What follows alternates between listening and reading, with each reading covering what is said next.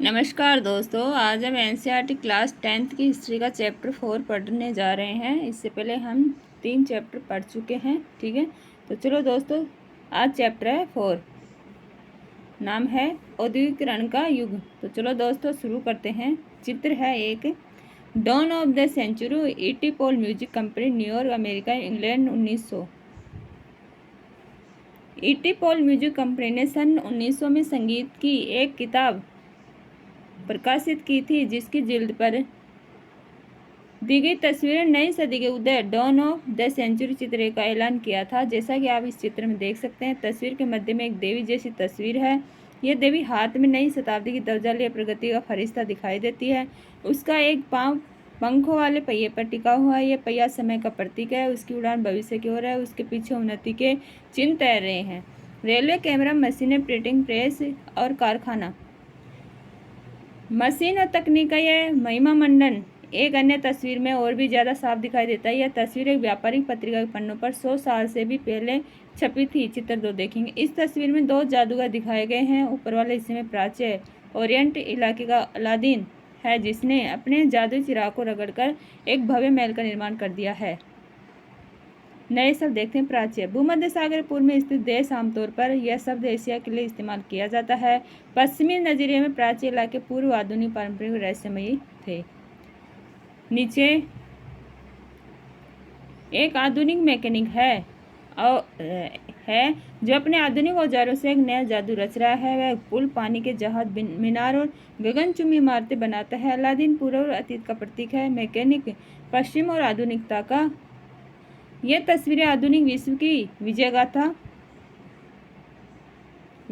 कहती हैं। इस गाथा में आधुनिक विश्व द्रुत तकनीकी बदलावों, आविष्कारों, मशीनों, कारखानों, रेलवे और वाष्पोतों की दुनिया के रूप में दर्शाया गया है। इसमें औद्योगिकरण का इतिहास विकास की कहानी के रूप में सामने आता है और आधुनिक युग तकनीकी प्रगति के भव्य युग के रूप में उभरता है। अब ये छवियां और ये संबंध लोकमानस का हिस्सा बन चुके हैं। क्या आप भी तेज औद्योगिकरण को प्रगति व आधुनिकता काल के रूप में नहीं देखते? क्या आपको नहीं लगता कि रेलवे और फैक्ट्रियों का निर्माण, गगनचुंबी इमारतों, पुलों का विस्तार समाज के विकास का द्योतक होता है? ये छवियां किस प्रकार विकसित हुई? इन विचारों से हमारा क्या संबंध है? क्या औद्योगिकरण के लिए तीव्र तकनीकी विकास हमेशा जरूरी होता है? क्या आज भी हम तमाम तरह के कामों के दिनों दिन बढ़ते मशीनीकरण का गुणगान कर सकते हैं? औद्योगिकरण से लोगों की जिंदगी पर क्या असर पड़ा है? ऐसे सवाल का जवाब देने के लिए हमें औद्योगिकरण के इतिहास को समझना पड़ेगा।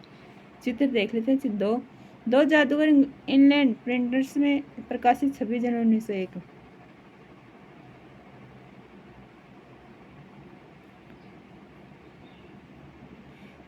इस अध्याय में हम यही इतिहास पढ़ेंगे। यहाँ हम दुनिया के पहले औद्योगिक राष्ट्र ब्रिटेन और इसके बाद भारत में औद्योगिकरण का अध्ययन करेंगे, जहाँ औद्योगिक बदलाव का पैटर्न औपनिवेशिक शासन से तय हो रहा था। अब पढ़ते हैं औद्योगिक क्रांति से पहले। औद्योगिकरण को अक्सर हम कारखानों के विकास के साथ ही जोड़कर देखते हैं। जब हम औद्योगिक उत्पादन की बात करते हैं तो हमारा आशय फैक्ट्रियों में होने वाले उत्पादन से होता है, और जब हम औद्योगिक मजदूरी की बात करते हैं तो वे हमारा आशय कारखानों में काम करने वाले मजदूरों से ही होता है। औद्योगिकरण के इतिहास अक्सर प्रारंभिक फैक्ट्रियों की स्थापना शुरू होते हैं, पर ये सोच में एक समस्या। दरअसल इंग्लैंड और यूरोप में फैक्ट्रियों की स्थापना से पहले ही अंतर्राष्ट्रीय बाजार के लिए बड़े पैमाने पर औद्योगिक उत्पादन होने लगा था। यह उत्पादन फैक्ट्रियों में नहीं होता था। बहुत सारे इतिहासकार औद्योगिकरण के इस चरण को आदि औद्योगिकरण, प्रोटो इंडस्ट्रियलाइजेशन का नाम देते हैं। 17वीं और 18वीं शताब्दी में यूरोपीय शहरों के सौदागर गांवों की तरफ रुख करने लगे थे। वे किसानों, कारीगरों को पैसा देते थे और उनसे अंतर्राष्ट्रीय बाजार के लिए उत्पादन करवाते थे। उस समय विश्व व्यापार के विस्तार, दुनिया के विभिन्न भागों में उपनिवेशों की स्थापना के कारण चीज़ों की मांग बढ़ने लगी थी। इस मांग को पूरा करने के लिए केवल शहरों में रहते हुए उत्पादन नहीं बढ़ाया जा सकता था। वजह यह थी कि शहरों में शहरी दस्तकारी और व्यापारी गिल्ड्स काफ़ी ताकतवर थे। ये गिल्ड्स उत्पादकों के संगठन होते थे। गिल्ड से जुड़े उत्पादक कारीगरों को प्रशिक्षण देते थे, उत्पादकों पर नियंत्रण रखते थे, प्रतिस्पर्धा मूल्य तय करते थे तथा व्यवसाय में नए लोगों को आने से रोकते थे। शासकों ने भी विभिन्न गिल्ड्स को खास उत्पादों के उत्पादन व्यापार का एक अधिकार दिया हुआ था। फलस्वरूप नए व्यापारी शहरों में कारोबार नहीं रख सकते थे, इसलिए वे गांवों की तरफ जाने लगे।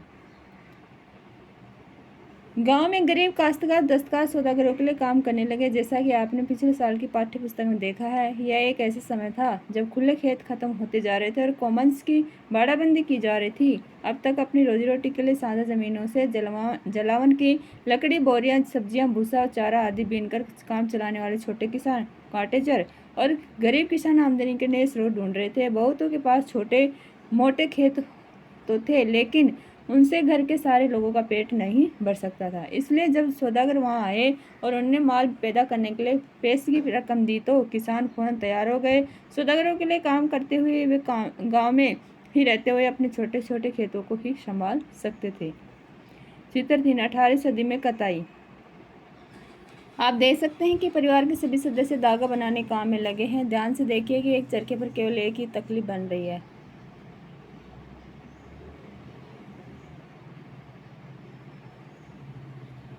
पहले नए शब्द देख लेते हैं। स्टेपलर क्या होता है? ऐसा व्यक्ति जो रेशों के हिसाब से ऊन को स्टेपल करता है या छांटता है। फूलर क्या होता है? ऐसा व्यक्ति जो फूल करता है यानी सुन्नटों के सारे कपड़े को समेटता है। कार्डिंग क्या होता है? वह प्रक्रिया जिसमें कपास या ऊन आदि रेशों को कताई के लिए तैयार किया जाता है।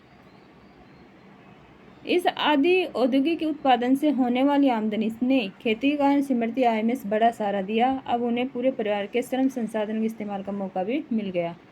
इस व्यवस्था से शहरों और गांवों के बीच एक घनिष्ठ संबंध विकसित हुआ। सौदागर रहते तो शहरों में थे, लेकिन उनके लिए काम ज्यादातर देहात में चलता था। इंग्लैंड के कपड़ा व्यवसायी स्टेपलर्स से ऊन खरीदते थे और उस सूत काटने वालों के पास पहुंचा देते थे। इससे जो धागा मिलता था उसे बुनकरों, फूलर्स और रंग साजों के पास ले जाया जाता था। लंदन में कपड़ों की फिनिशिंग होती थी। इसके बाद निर्यातक व्यापारी कपड़े को अंतर्राष्ट्रीय बाजार में बेच देते थे। इसलिए लंदन को तो फिनिशिंग सेंटर के रूप में ही जाने लगा था। यह आदि औद्योगिक व्यवस्था व्यावसायिक आदान प्रदान के नेटवर्क का हिस्सा थी। इस पर सौदागरों का नियंत्रण था और चीज़ों का उत्पादन कारखानों की बजाय घरों में होता था। उत्पादन के प्रत्येक चरण में प्रत्येक सौदागर 20 से 25 मजदूरों से काम करवाता था। इसका मतलब यह था कि कपड़ों के हर सौदागर के पास सैकड़ों मजदूर काम करते थे। अब पढ़ते हैं कारखानों का उदय। इंग्लैंड में सबसे पहले 1730 के दशक में कारखाने खुले, लेकिन उनकी संख्या में तेजी इजाफा 18वीं सदी के आखिर में ही हुआ। कपास कॉटन नए युग का पहला प्रतीक थी। 19वीं सदी के आखिरी में कपास के उत्पादन भारी बढ़ोतरी हुई। 1760 में ब्रिटेन अपने कपास उद्योग की जरूरतों को पूरा करने के लिए 25 लाख पाउंड कच्चे कपास का आयात करता था। 1787 में आयात बढ़कर 220 लाख पाउंड तक पहुंच गया। यह इजाफा उत्पादन प्रक्रिया में बहुत सारे बदलावों का परिणाम था। आइए देखें ये बदलाव कौन से थे। 18वीं सदी में कई ऐसे आविष्कार हुए जिन्होंने उत्पादन प्रक्रिया, कार्डिंग, ऐंठना व कताई और लपेटने के हर चरण की कुशलता बढ़ा दी। प्रति मजदूर उत्पादन बढ़ गया और पहले से ज़्यादा मजबूत धागों व रेशों का उत्पादन होने लगा। इसके बाद रिचर्ड आर्कराइट ने सूती कपड़ा मिल की रूपरेखा सामने रखी। अभी तक कपड़ा उत्पादन पूरे देहात में फैला हुआ था। यह काम लोग अपने अपने घर पर ही करते थे, लेकिन अब महंगी नई मशीनें खरीदकर उन्हें कारखानों में लगाया जा सकता था। कारखाने में सारी प्रक्रियाएं एक छत के नीचे और एक मालिक के हाथ में आ गई थी। इसके चलते उत्पादन प्रक्रिया पर निगरानी, गुणवत्ता का ध्यान रखना और मजदूरों पर नजर रखना संभव हो गया था। जब तक उत्पादन गांव में हो रहा था, तब तक ये सारे काम संभव नहीं थे। 19वीं सदी की शुरुआत में कारखाने इंग्लैंड के भूदृश्य का अभिन्न अंग बन गए थे। ये नए कारखाने इतने विशाल और नई प्रौद्योगिकी की ताकत इतनी जादुई दिखाई देती थी कि उस समय के लोगों की आंखें चौंधिया आ जाती थी। लोगों का ध्यान कारखानों पर टिका रह जाता था। वे इस बात को मानो भूल ही जाते थे कि उनकी आंखों से ओझल गलियों, वर्कशॉप्स में अभी भी उत्पादन चालू है। अब आता है औद्योगिक परिवर्तन की रफ्तार।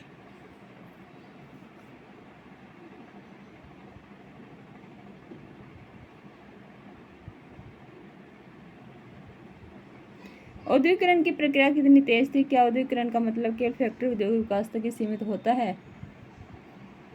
चित्र 5, औद्योगिक मैनचेस्टर एम जैक्सन का चित्र। The electricity, London news, 1857। धुआं छोड़ती चिमनियां औद्योगिक इलाकों की पहचान बन गई थी। देखो,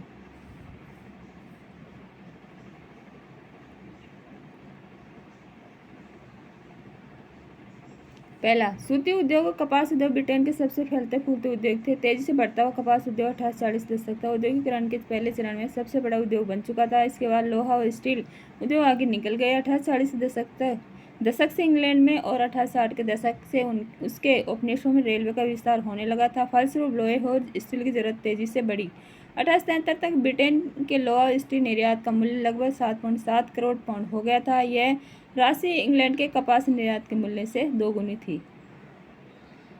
दूसरा, नए उद्योग परंपरागत उद्योगों को इतनी आसानी से हाशिए पर नहीं धकेल सकते थे। 19वीं सदी के आखिरी में भी तकनीकी रूप से विकसित औद्योगिक क्षेत्र में काम करने वाले मजदूरों की संख्या कुल मजदूरों में 20% से ज़्यादा नहीं थी।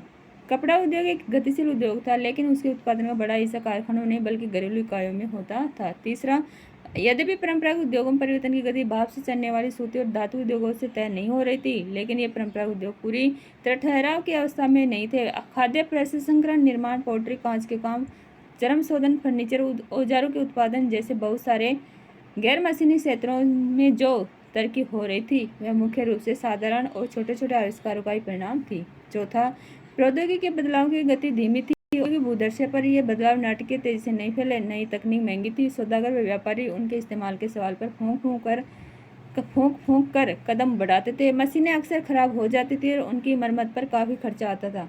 वे उतनी अच्छी भी नहीं थी जितना उनके आविष्कारों और निर्माताओं का दावा था।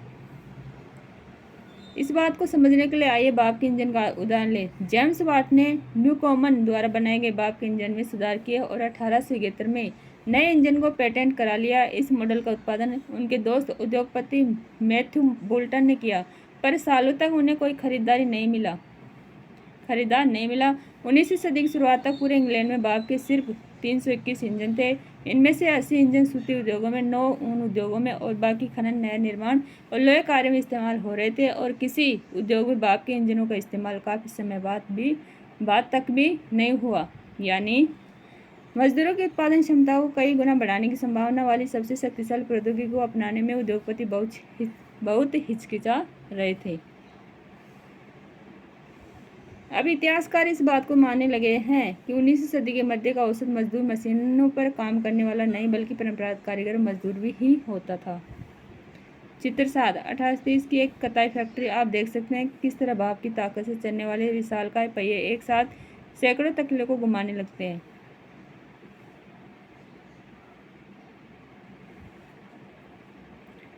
अब देखते हैं हाथ का श्रम और वाष्प शक्ति। विक्टोरिया कालीन ब्रिटेन में मानव श्रम की कोई कमी नहीं थी। गरीब किसान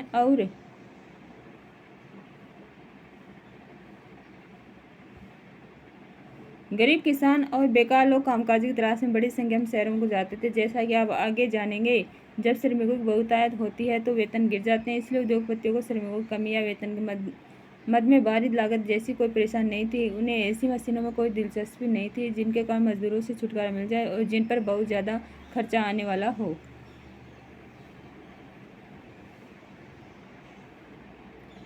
बहुत सारे उद्योगों में उस श्रमों की मांग मौसमी आधार पर घटती बढ़ती रहती थी। गैस घरों, शराबखानों में जाड़ों के दौरान खासा काम रहता था। इस दौरान उन्हें ज़्यादा मजदूरों की ज़रूरत होती थी। क्रिसमस के समय बुक बाइंडरों और प्रिंटरों को भी दिसंबर से पहले अतिरिक्त मजदूरों की दरकार रहती थी। बंदरगाहों पर जहाज़ों की मरम्मत और साफ सफाई व सजावट का काम भी जाड़ों में ही किया जाता था। जिन उद्योगों में मौसम के साथ उत्पादन घटता बढ़ता रहता था वहाँ उद्योगपति मशीनों के बजाय मजदूरों को ही काम पर रखना पसंद करते थे। चित्र 8, काम की तलाश में निकले लोग। दी इलस्ट्रेटेड लंदन न्यूज़ 1889। कुछ लोग छोटी मोटी चीज़ें बेचते और अस्थायी काम तलाशते हुए हमेशा एक जगह से दूसरी जगह भटकते रहते थे। बहुत सारे उत्पाद केवल हाथ से तैयार किए जा सकते थे। मशीनों से एक जैसे तय किस्म के उत्पाद ही बड़ी संख्या बनाए जा सकते थे, लेकिन बाजार में अक्सर बारीक डिजाइन और खास आकारों वाली चीज़ों की काफ़ी मांग रहती थी। उदाहरण के लिए ब्रिटेन में 19वीं सदी के मध्य में 500 तरह के हथौड़े और 45 तरह की कुल्हाड़ियाँ बनाई जा रही थी। उन्हें बनाने के लिए यांत्रिक प्रौद्योगिकी नहीं बल्कि इंसानी निपुणता की जरूरत थी। विक्टोरिया कालीन ब्रिटेन में उच्च वर्ग के लोग, कुलीन और पूंजीपति वर्ग हाथों से बनी चीज़ों को तरजीह देते थे। हाथ से बनी चीज़ों को परिष्कार और सुरुचि का प्रतीक माना जाता था। उनकी फिनिश अच्छी होती थी, उनको एक एक करके बनाया जाता था और उनका डिजाइन अच्छा होता था। मशीनों से बनने वाले उत्पादों को उपनिवेशों में निर्यात कर दिया जाता था। जिन देशों में मजदूरों की कमी होती है वहाँ उद्योगपति मशीनों का इस्तेमाल करना ज़्यादा पसंद करते हैं ताकि कम से कम मजदूरों का इस्तेमाल करके वे अपना काम चला सकें। 19वीं सदी के अमेरिका में यह स्थिति थी, लेकिन ब्रिटेन में कामगारों की कोई कमी नहीं थी। चित्र 9, लोहे की फैक्ट्री में मजदूर। उत्तर पूर्व इंग्लैंड। विलियम बेल स्कॉट की पेंटिंग 1861। 19वीं सदी के आखिर में बहुत सारे कलाकार मजदूरों को आदर्श के रूप में प्रस्तुत करने लगे थे। उन्हें राष्ट्र के लिए कठिनाइयाँ और पीड़ा झेलते हुए दिखाया जाता था।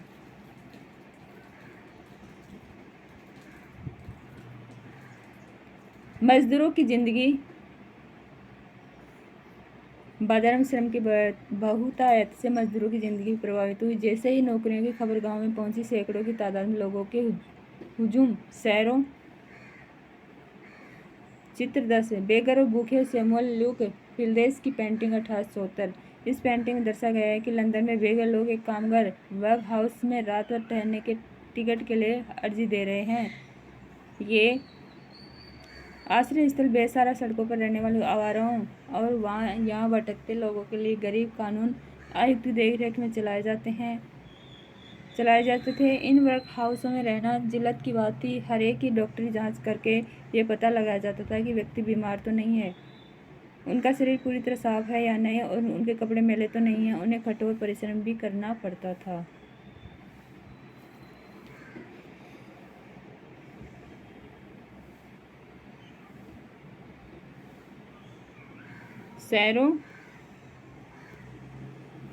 शहरों की तरफ चल पड़े।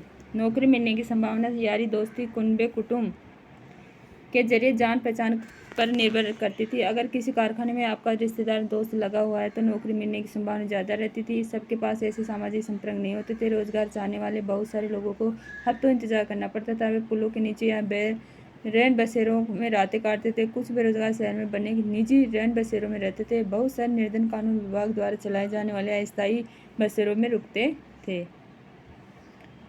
बहुत सारे उद्योगों में मौसमी काम की वजह से कामगारों को बीच बीच में बहुत समय तक खाली बैठना पड़ता था। काम का सीजन गुजर जाने के बाद गरीब दोबारा सड़क पर आ जाते थे। कुछ लोग जाड़ों के बाद गांव में चले जाते थे जहां इस समय काम निकलने लगता था, लेकिन ज़्यादातर शहर में ही छोटा मोटा काम ढूंढने की कोशिश करते थे, जो 19वीं सदी के मध्य तक भी आसान काम नहीं था।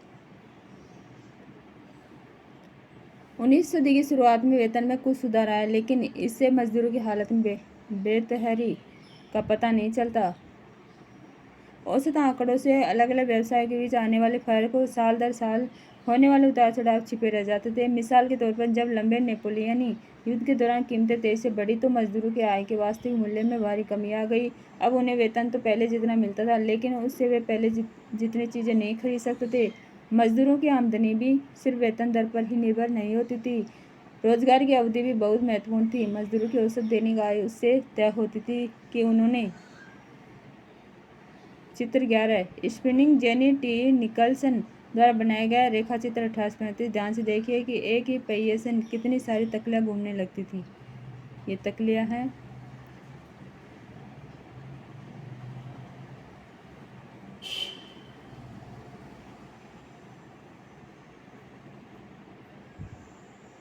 चित्र 12 देखो। मध्य लंदन में निर्माणाधीन एक उथला भूमिगत रेलवे स्टेशन। Illustrated times 1867। 1850 के दशक से पूरे लंदन में रेलवे स्टेशन बनाने लगे थे। इसका मतलब था कि सुरंगें बनाने, बल्लियों की पार लगाने, ईंट और लोहे का काम करने के लिए बहुत सारे मजदूरों की जरूरत थी। रोजगार चाहने वाले एक निर्माण स्थल से दूसरे निर्माण स्थल तक जाते रहते थे। नए सब देखते पहले। स्पिनिंग जेनी जेम्स हारग्रीव्स द्वारा 1764 में बनाई गई इस मशीन ने कताई की प्रक्रिया तेज कर दी और मजदूरों की मांग घटा दी। एक ही पहिया घुमाने वाला एक मजदूर बहुत सारी तकलीफ घुमा देता था और एक साथ कई धागे बनने लगते थे। कितने दिन काम किया है 19वीं सदी के मध्य में सबसे अच्छे हालात में भी लगभग 10% शहरी आबादी निहायत गरीब थी। 1830 के दशक में आई आर्थिक मंदी जैसे दौरों में बेरोजगारी की संख्या विभिन्न क्षेत्रों में 35 से 75% तक पहुंच जाती थी। बेरोजगारी आशंका के कारण मजदूर नई प्रौद्योगिकी से चिढ़ते थे। जब ऊन उद्योग में स्पिनिंग जेनी मशीन का इस्तेमाल शुरू किया गया तो हाथ से ऊन काटने वाली औरतें इस तरह की मशीनों पर हमला करने लगी। जेनी के इस्तेमाल पर यह टकराव लंबे समय तक चलता रहा। 1840 के दशक के बाद शहरों में निर्माण की गतिविधियाँ तेजी से बढ़ी। लोगों के लिए नए रोजगार पैदा हुए, सैकड़ों सड़कों को चौड़ा किया गया, नए रेलवे स्टेशन बने, रेलवे लाइनों का विस्तार किया गया, सुरंगें बनाई गई, निकासी और सीवर व्यवस्था बिछाई गई, नदियों के तटबंध बनाए गए। परिवहन उद्योग में काम करने वालों की संख्या 1840 के दशक में 2 गुना और अगले 30 सालों में एक बार फिर 2 गुना हो गई। अब है उपनिवेशों में औद्योगिकरण।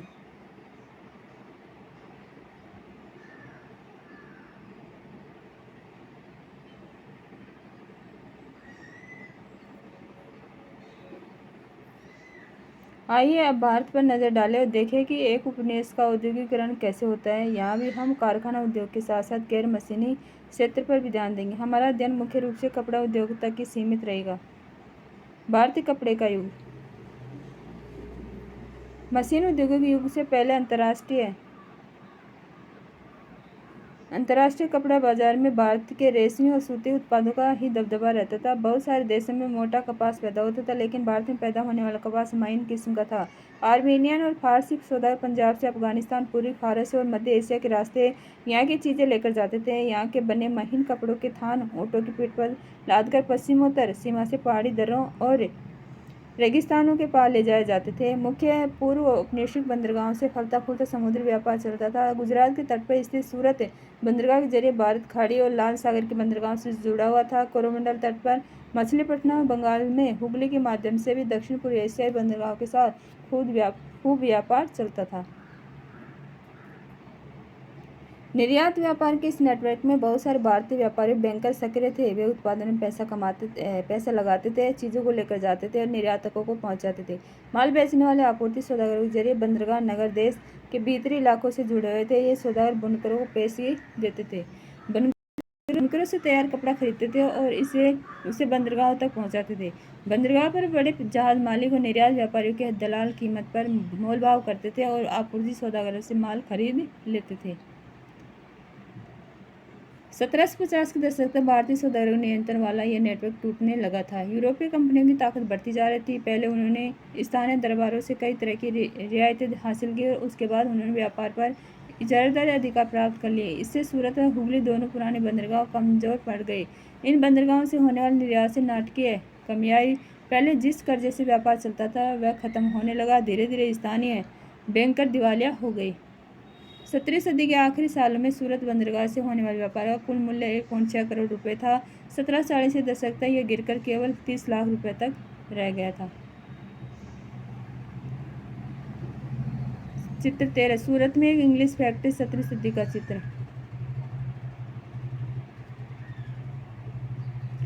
सूरत व हुगली कमजोर पड़ रहे थे और बम्बई और कलकत्ता की स्थिति सुधर रही थी। पुराने बंदरगाहों की जगह नए बंदरगाहों का बढ़ता महत्व औपनिवेशिक सत्ता की बढ़ती ताकत का संकेत था। नए बंदरगाहों के जरिए होने वाला व्यापार यूरोपीय कंपनियों के नियंत्रण में था और यूरोपीय जहाजों के जरिए होता था। बहुत सारे पुराने व्यापारिक घराने ढह चुके थे जो बचे रहना चाहते थे। उनके पास भी यूरोपीय व्यापारिक कंपनियों के नियंत्रण वाले नेटवर्क में काम करने के अलावा और कोई चारा नहीं था। इन बदलावों ने बुनकरों और अन्य कारीगरों की ज़िंदगी को किस तरह प्रभावित किया। तो दोस्तों आज हम यहीं तक पढ़ेंगे, ठीक है। जो बचा हुआ है वो जल्दी पढ़ने की कोशिश करेंगे, साथ ही क्वेश्चन आंसर भी देखेंगे। तो जल्दी मिलते हैं। Thank you.